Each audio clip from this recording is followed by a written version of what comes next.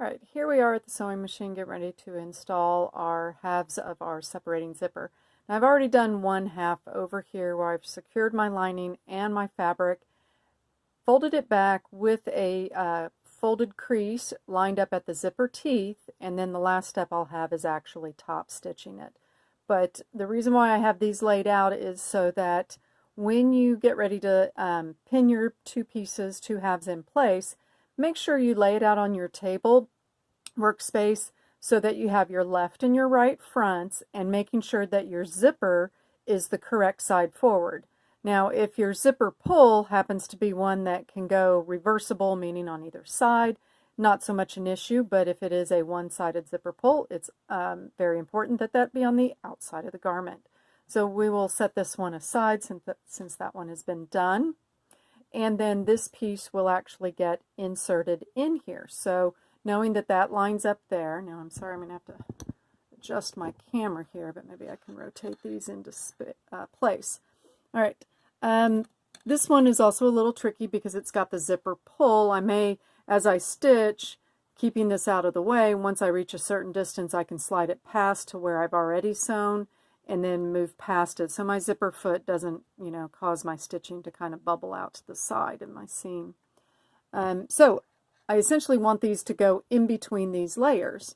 And I've got this laid so that they're wrong sides together. So I'm just going to flip this one over and this one over. So it's sandwiched in between the two.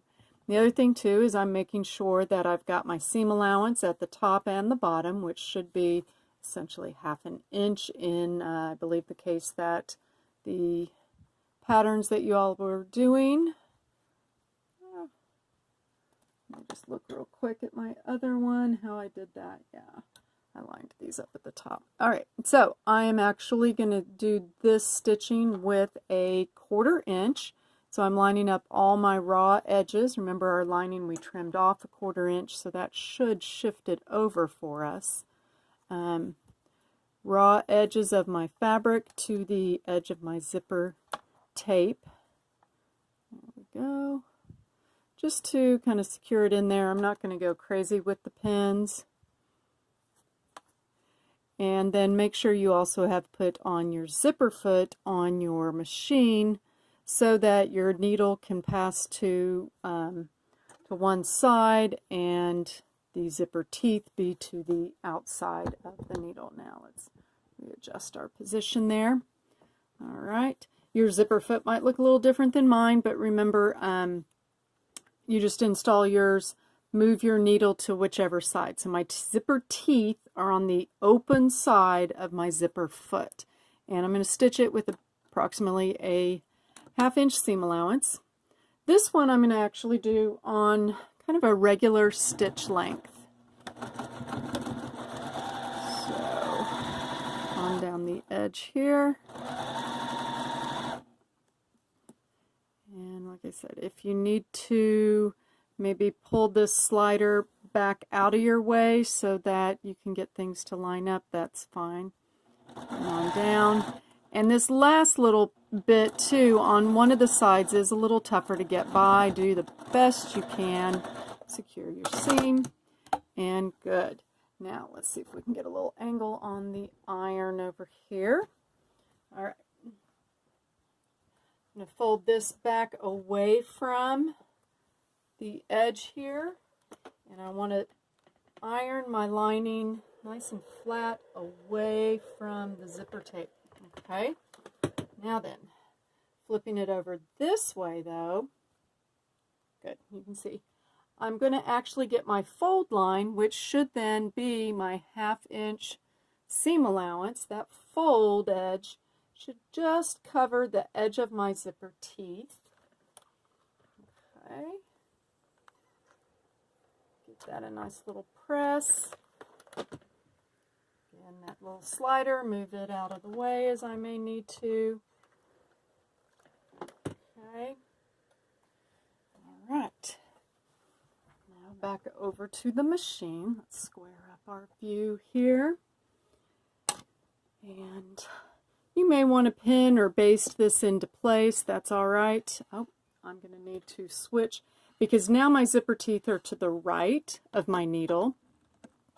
For your machine, if your needle changes positions, you can probably just change the needle position and not have to worry about changing the feet. Let's get this installed here on this side. My needle does not move, therefore I need to move my feet. All right. Now obviously I don't want to stitch on my zipper teeth, so I'm going to actually want to be about 3/8 of an inch, or 1/4 inch to 3/8 of an inch over to the side. The other thing I'm going to do here too, being that this isn't a holding seam, I'm not going to worry about back stitching here. And the other thing I'm going to do is lengthen my stitch length to just about a 3, maybe 3.5. Kind of see how that goes. All right, and that way I don't get weird buildup. I also have a nice even feed through the machine. If it also wants to bunch up on the back side, just give it a gentle little pull to help feed it through, but nothing to move it faster than the machine wants to move it. And on downward here. Now if you have the ability to leave yourself a little extra room at the bottom, in the case if you're putting a waistband across there, you may want to adjust for that too. There we go. But by not back stitching, I don't get caught up or lingered at any one of those places, and I keep a pretty straight stitch. Let's see about running our other one real quick. Ooh, don't want to knock the camera out. All right, and here we go. The side without the zipper pull is much easier. Okay, all right, there we go. And then our two pieces, here we are. The slider is in here, that goes into place, and then that slides shut. There we go. Now then you'll have room. Now I had a very long extender here on mine, but room for your neckband to come across here, and my student is doing one with an extension that comes off this way, and same thing on the waist. This zipper is a little bit long for my sample, but she may want to make sure that she's a little shy of the, if she has a 1/2 inch seam allowance, maybe going to 5/8 or 3/4 of an inch up to leave enough space to be able to insert the slider there. And then she'll have a waistband coming off here.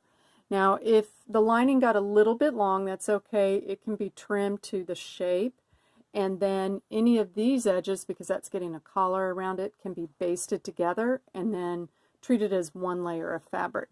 Same thing across your waist. Those once laid back and over, then you can line up your raw edges and baste them together, and again it'll act as one whole piece. So that is for a center front separating zipper.